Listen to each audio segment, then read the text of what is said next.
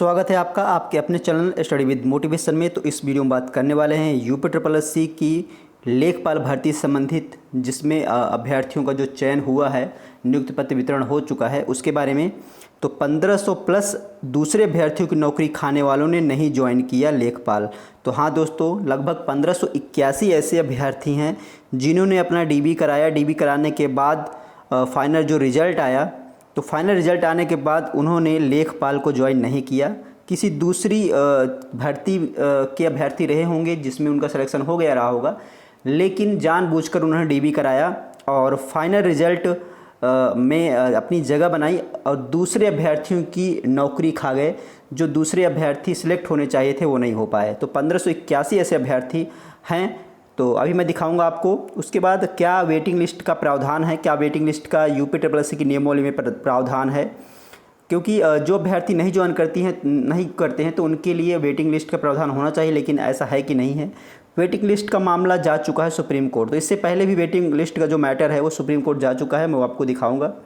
तो यहाँ पर आप देख सकते हैं कि जो लेखपाल में चयनित हुए हैं उनका जो प्रशिक्षण होना है उनके संबंध में ये जो है नोटिस जारी हुआ था। और ये आपका जो भी लेखपाल में चयनित हुए उनका प्रशिक्षण होना है। तो इसमें कितने नंबर ऑफ़ कैंडिडेट हैं, कितने लेखपाल हैं जिनका प्रशिक्षण होना है, और कितने हैं जो प्रशिक्षण में शामिल नहीं हो रहे हैं। क्योंकि उन्होंने लेखपाल ज्वाइन नहीं किया। वो मैं आपको दिखाता हूँ इस पूरी लिस्ट में। यहाँ पर आप देख सकते हैं पूरा जो भी मंडल हैं उसके सारे अलग अलग जो आपके डिस्ट्रिक्ट है वहाँ पे जितने लेखपालों का तैनाती हुई है उनका। तो उससे पहले एक मैं चीज़ आपको दिखा दूँ। यहाँ पर आप देखिए कि यहाँ पे लिखा क्या है। मंडल द्वारा जनपद के आवंटित लेखपालों की संख्या, उसके बाद लेखपाल भर्ती परीक्षा 2022 के चयन के पश्चात नियुक्त प्रशिक्षार्थियों की संख्या। तो यहाँ पे जो प्रशिक्षण लेंगे उनकी संख्या है, और यहाँ पर जो लेखपाल चयनित हुए थे उनकी संख्या है। तो देख रहे हैं 85, 73, 24, 17, 62, 38, इस तरीके से आप देख रहे हैं कितने अभ्यर्थी हैं जिन्होंने लेखपाल ज्वाइन किया ही नहीं है। और यहाँ पे जो लास्ट में जो डाटा है वो मैं आपको दिखा देता हूँ।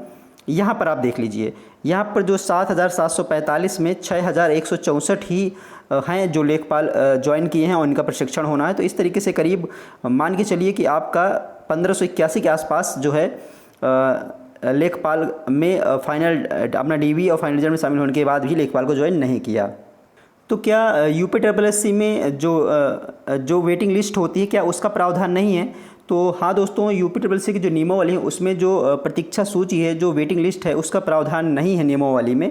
वो मैं आपको यहाँ पे दिखा देता हूँ। यहाँ पर आप देख सकते हैं कि ये 2022 की न्यूज़ है और यूपी ट्रिपल सी की बड़ी खबर थी। अब प्रतीक्षा सूची से नहीं भरे जाएंगे खाली पद, आयोग के फैसले पर सुप्रीम कोर्ट की मुहर। तो सुप्रीम कोर्ट पे तक मैटर ये जा चुका है आपका। ये 2022 की न्यूज़ है, यहाँ पर आप देख सकते हैं।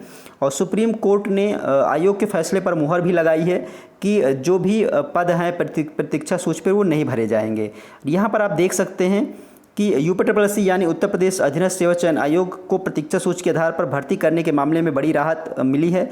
सुप्रीम कोर्ट ने आयोग के फैसले को सही ठहरा। इससे साफ हो गया है कि पात्र अभ्यर्थियों के न मिलने पर खाली पदों को नए सिरे से भरा जाएगा। तो जो पद होंगे उनको अब जो भी जितने लेखपालों ने ज्वाइन नहीं किया तो अभी इसकी अलग से वैकेंसी में ये ऐड हो, इस तरीके का ये प्रावधान रखा गया। इससे क्या होता है, अगर वेटिंग लिस्ट नहीं होती है तो वह अभ्यर्थी बाहर हो जाते हैं जो बिल्कुल बॉर्डर लाइन पे होते हैं और उनका 3 से 4 साल खराब होता है। तो वेटिंग लिस्ट का प्रावधान जरूर होना चाहिए था यूपी ट्रिपल एस सी आयोग में, लेकिन ऐसा नहीं है। यहाँ पर आप देख सकते हैं हाई कोर्ट के बाद सुप्रीम कोर्ट में हुई सुनवाई।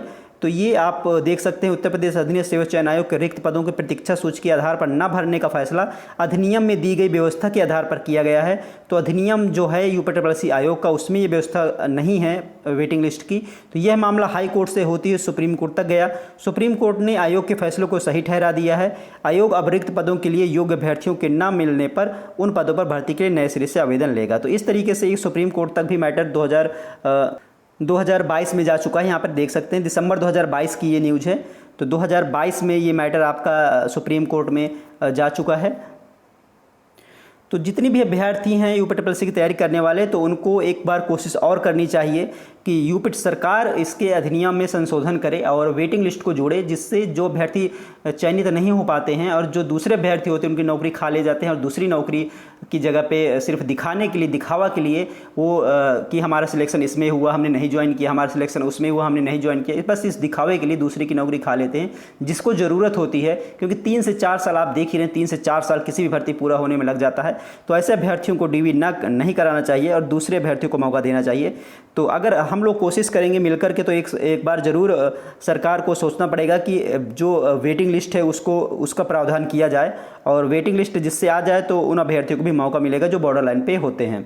तो ये कुछ जानकारी थी जो मुझे आप लोगों के साथ शेयर करनी थी। वीडियो पसंद आया हो तो लाइक कर लीजिएगा, अगर आप चैनल पर नए हो तो चैनल को सब्सक्राइब कर लीजिएगा, क्योंकि जो भी लेटेस्ट अपडेट होगी वो आपको इस चैनल के माध्यम से मिलती रहेगी। तो चलिए दोस्तों, फिर मिलते हैं आपसे नेक्स्ट वीडियो में। जय हिंद।